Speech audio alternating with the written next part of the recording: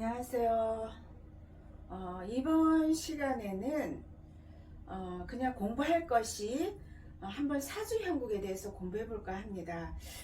저희 스승님께서 말씀하시기를 저희들이 이제 공부를 하면서 희신이 뭐예요? 늘 이렇게 이제 질문을 하게 되는데, 그때에 이제 스승님께서 말씀하시기를 희신이라는 것도 20단계로 나누어진다. 건강에 대한 희신이 있고, 재물에 대한 희신이 있고, 대인관계에서의 희신이 있고, 직업에 대한 희신도 있고 해서 여러 가지 이렇게 분류를 해야 되기 때문에 딱 이 사주를 보고 이게 희신이다 라고 결정을 하면 안 된다 하면서 늘 그런 말씀을 하셔요. 그래서 이제 저희들도 참 사주가 굉장히 너무 어려워요. 해도 끝이 없고, 그래서 오늘은 그 사주 그 한 부류에 의해서 제가 오늘 한번 풀어볼까 합니다. 자, 이분 같은 경우에는 작은 땅 기토로 태어났어요. 주변에 보니까 흑기운들이 열을 품은 불땅들이죠. 흑기운들이 밑으로 자리 잡고 있고요. 그리고 연간에 보니까 또 큰 땅이 있습니다. 그래서 땅 평수가 좀 제법 넓어요. 그런데 지금 이 사람한테는 이 강목이라는 큰 나무가 있습니다. 이 강목이 이제 큰 강권인데요. 이분 사주에서 보면은 이 수생목을 받은 이 강목이 지금 하는 일이 무엇일까? 자, 옆에 있는 흙을 극을 합니다. 그죠? 우리가 그 생할 것이 없으면 극을 하잖아요. 그죠? 불이 없으니 흙을 극합니다. 그러나 자, 흙을 극하고 난 다음에 이 강목의 인생은 어떻게 될까요? 바로 옆에 있는 신금이라는 바로 큰 쇠가 있습니다. 자, 이 자수라는 작은 물 말고 큰 물이 왔었으면은 금생수를 넉넉하게 할 건데, 이 작은 물이 이 쇠가 그 물을 생하고 남은 이 기운으로, 쇠 기운으로 나무를 쪼갭니다.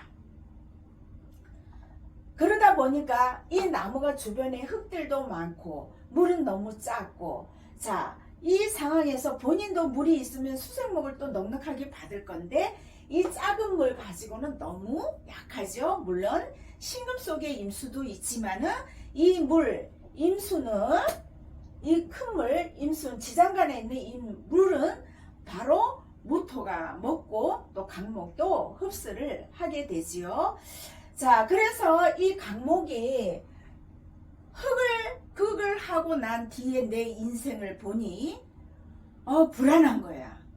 내가 살아갈 길은?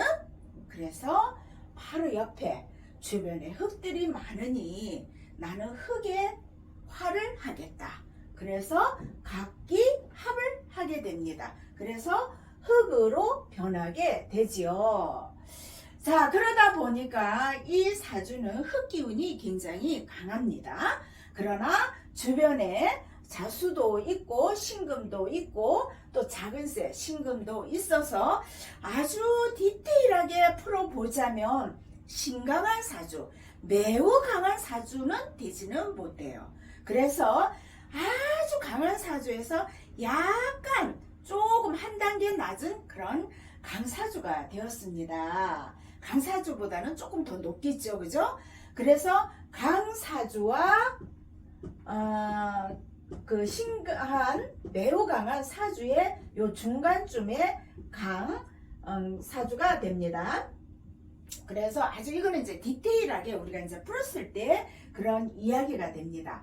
그러면은 자, 여기에서 용신은 큰 쇠가 이 흙들을 설계를 시켜줘야 되니 억부용신이 되겠죠. 그리고 사주 자체가 매우 건조하죠. 그래서 이 기토가 또 작은 흙이잖아요. 그죠? 그래서 자수가 조후용신이 되게 됩니다.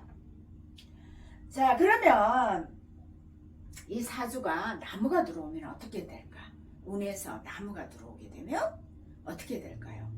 이 나무가 들어와서 자, 이 사주에서는 각기 합을 하고 있는 이 상황에서 나무가 들어오면 흙을 극을 합니다. 흙을 극을 하지만 이 사주에서는 불이 없다 보니까 또 나무한테 착살이 나겠죠. 그죠? 그러다 보니 관제 또는 구설수로 이제 그런 운이 되게 됩니다. 그러면 불이 들어오면은 어떻게 될까요? 자, 불이 들어오게 되면은 또 문제가 뭐냐면은요, 이 불들이 이 나무하고 기토와 서로 합을 해서 나무의 기능은 사라져 있기 때문에 이 불이 들어와서 목생활을 못하게 됩니다. 그러나 이 불이 들어오면서 하는 일은 흙을 생하기도 하지만은 쇠를 극하죠. 자, 제가 조금 전에 억부용신 흙의 기운을 설기시켜주는 이 많은 흙 기운을 빼주는 이 신금이 억부용신이라고 했어요. 그죠? 물을 품은 신금이 이 불에 의해서 흙도 생하지만은 쇠도 녹여버립니다. 그렇게 되면은 불이 들어옴으로 인해서, 자, 식상은 상관이잖아요. 그죠? 식상은 의식주를 말하잖아요. 그죠? 우리가 필요한 의식주, 재물도 되잖아요. 그죠? 그래서 의식주에 문제가 생길 수 있다는 것이죠. 그러면 자, 물이 들어오면 또 어떠한 일이 벌어질까요? 자, 물이 들어오면 이 사주에서 보면은 큰 물이 들어오면 자, 작은 물이 들어와서는 이 물이 들어와서 이 흙들에 의해서 다 빨려버리는 그러한 상황이기 때문에 또 문제 재물 손재가 일어나겠죠. 그래서 그러나 큰 물이 들어오게 되면은 어떠한 일이 벌어질까요? 자, 큰 물이 들어오면은 토금수 해서 특수격으로 만들어집니다. 삼상격이 되는 거예요. 이때 또 운이 좋겠죠? 사회, 경제, 문화적으로서 또 굉장히 발전이 있는 그런 운이 됩니다. 그러면 쇠기운이 들어오면 어떻게 될까? 자, 쇠기운이 들어오면, 자, 이 혼자서, 신금 혼자서, 자, 나무를 극하랴, 물을 갖다가 또 생해 주랴, 자, 본인의 혼자서 또 흙기운을 또 빼주라. 너무너무 힘들어요, 혼자서. 그런데 큰 쇠가 들어오면 친구가 들어오는 거예요. 나를 도와주는 친구가 돌아오니까 또 사주에 의식주가 오히려 생겨날 수가 있는 그런 사주팔자가 된 것이죠.